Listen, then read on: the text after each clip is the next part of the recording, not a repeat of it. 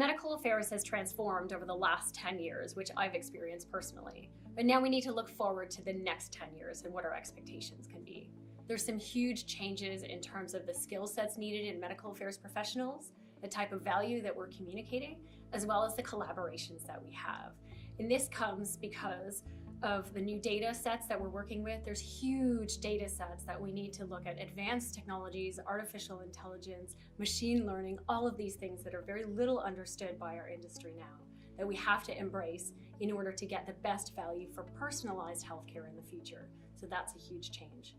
Also, in the type of stakeholders we're working with, patients more and more are consumers of their own healthcare. It's no longer driven by just their healthcare professional. So we need to understand how to talk directly to patients, have two-way conversations, and really get the right insights to bring value to them.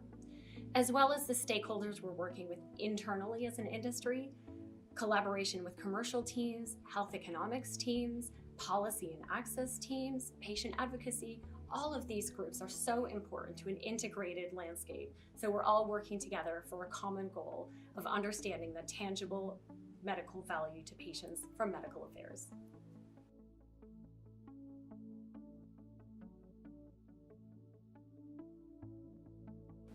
I've had the opportunity to work in a number of roles through the medical affairs function, and this has given me a lot of skills to help prepare me for the future of medical affairs, where we work in a highly strategic, highly networked environment.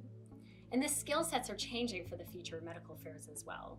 We need communication skills, strategic skills, risk assessment, and the value of bringing different kinds of skills and connecting them within a team. And so the roles I've had have really helped me. I was an MSL before, which gave the gift of communication and strategic team working. I've worked in medical management, which gave me exposure to cross-functional teamwork and strategic analysis. I've worked in global teams where we really had to push the envelope for innovation and creative thinking. And then also now in a leadership role, I can see the importance of team working and bringing teams together to a greater goal. And this is so important to really navigate all of our teams towards the future of medical affairs.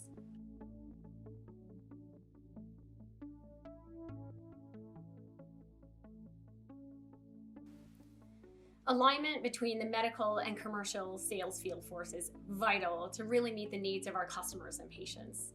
So I bring a personal experience from both a previous sales role as well as a medical scientific liaison role, and learn from that communication is the most important thing to really meet the needs of our customers and patients. So this means both an open, trusting relationship between the two groups, as well as the right systems to gather and interpret those insights, and communication back to the head office teams who are driving the strategy as well. So it's this whole infrastructure and behaviors behind the integration between sales and medical that are vital to really get better patient outcomes and meet the needs of our customers.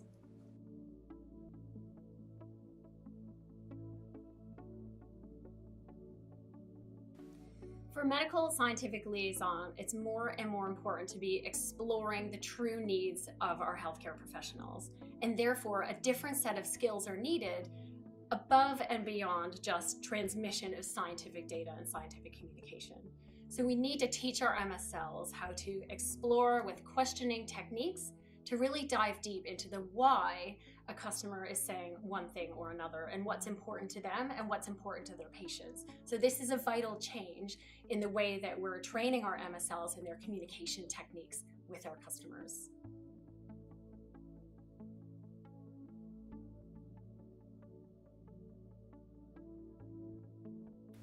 Medical affairs is ideally placed to really communicate the value proposition of our modern healthcare industry, which is going towards personalized healthcare to really meet individualized needs of our patients.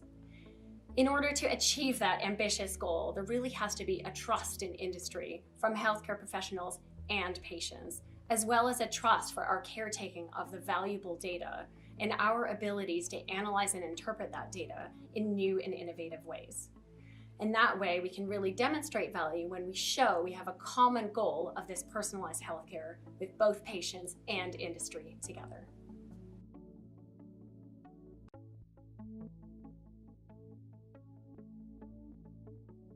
It's vital that we increase diversity in the life sciences and healthcare industries.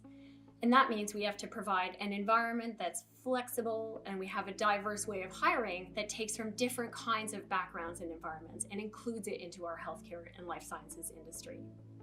We can also be flexible in how we're transitioning different types of experience throughout different functions and also globally. But what's most important is getting the joy of life sciences instilled early on when young people are making career decisions, and make sure that our industry is transparent, approachable, and understood by young people. We can do this through transparency and visibility of our roles, and make sure every one of us is acting as a role model towards these life sciences careers.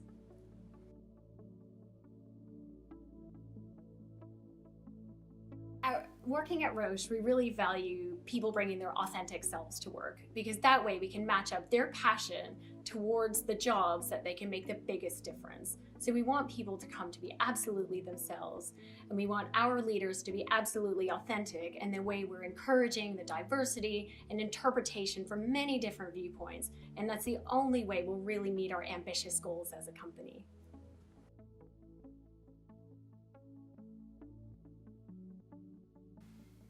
In my ways of working, I want to make sure I'm helping others find their own solutions by demonstrating positivity, resilience, and authenticity in every interaction I have with them.